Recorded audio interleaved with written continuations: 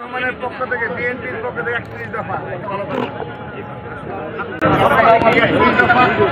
দফা আলোকে বাংলাদেশ বিনির্মাণ করবো আমরা ইনশাআল্লাহ। 31 দফার আলোকে তারেক রহমান ও বিএনপির পক্ষ তারিখটা দিচ্ছি, সময় নাই করে এই 31 দফার ভিত্তিতে বাংলাদেশ বিনির্মাণ হবে ইনশাআল্লাহ।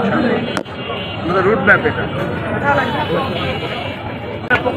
বিএনপি ও তারেক রহমানের পক্ষ থেকে 31 দফা, এই 31 দফার আলোকে বাংলাদেশ বিনির্মাণ হবে ইনশাআল্লাহ।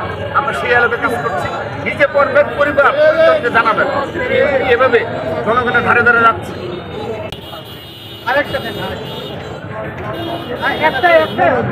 বিএনপি ও তারেক রহমান নিজে পড়বেন, পরিবার এই আলোকে বাংলাদেশ বিনির্মাণ করবে।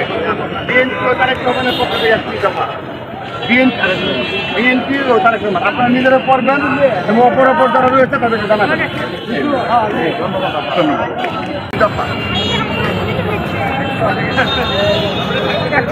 আমি একটু পক্ষ থেকে 31 দফা, এই 31 দফার ভিত্তিতে বিএনপি ও তারেক রহমানের পক্ষ থেকে 31 দফা আমরা এসেছি এই বগুড়ার সাত মাথায়।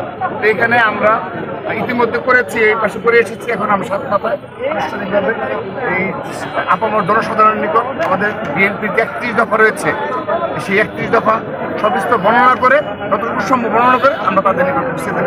আগামীর বাংলাদেশ বিনির্মাণে, সাম্য মানবিক বাংলাদেশ বিনির্মাণে তাদের যার যার অবস্থান থেকে এই 31 দফার পক্ষে অবস্থান গ্রহণ করবে এবং আমাদের পক্ষে অবস্থান নেবে এবং দেশ গড়ার কাজে সবাই সম্পৃক্ত হবে, সেই আহ্বান জানাবো।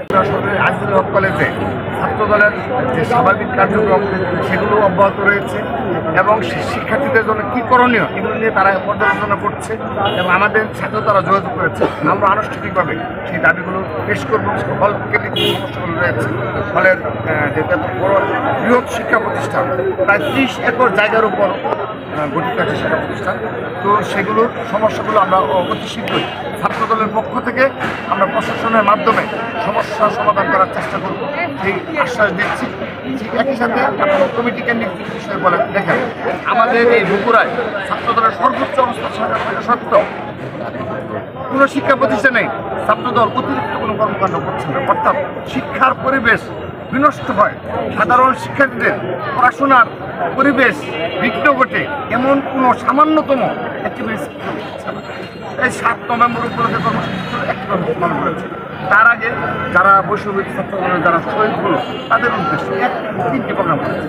অর্থাৎ আমি আজকে বগুড়ায় এসে সরকারি আজিজুল হক সরকারি কলেজের আমাদের সাধারণ ছাত্রদলের অ্যাক্টিভিটিসের মাধ্যমেই আমি বলতে চাই, অতীতের সকল ছাত্ররাজনীতি কালচার আমরা ভেঙে চুরমার করে দিয়েছি। আমরা সব ধরনের ছাত্র রাজনীতি সবগুলো ধারা নিষিদ্ধ করেছি। তার প্রমাণ দেখেন বগুড়া সরকার আজিজুল হক। এখানে ছাত্রদল ইচ্ছে করলে প্রতিদিন শোডাউন কিংবা জেনারেল স্টুডেন্টদের নিয়ে কার্যক্রম করা কিংবা জেনারেল স্টুডেন্টকে সবাইকে নিয়ে এসে আমরা বগুড়ায় অনেকগুলো কার্যক্রম করতে পারি, কিন্তু আমরা পুরোপুরি নিষেধ করেছি, বারণ করেছি। এগুলো আমাদের সারা দেশের জন্য সাংগঠনিক সিদ্ধান্ত যে আমরা আমাদের যে ছাত্রদলের যে নতুন ধারা ছাত্র রাজনীতি, সেই ছাত্র রাজনীতি দ্বারা শোডাউন অনেক অহেতুক শোডাউন করা কিংবা ক্যাম্পাসে গিয়ে প্রেসিডেন্ট প্রোটোকল নেওয়া, এই ধরনের চলবে না।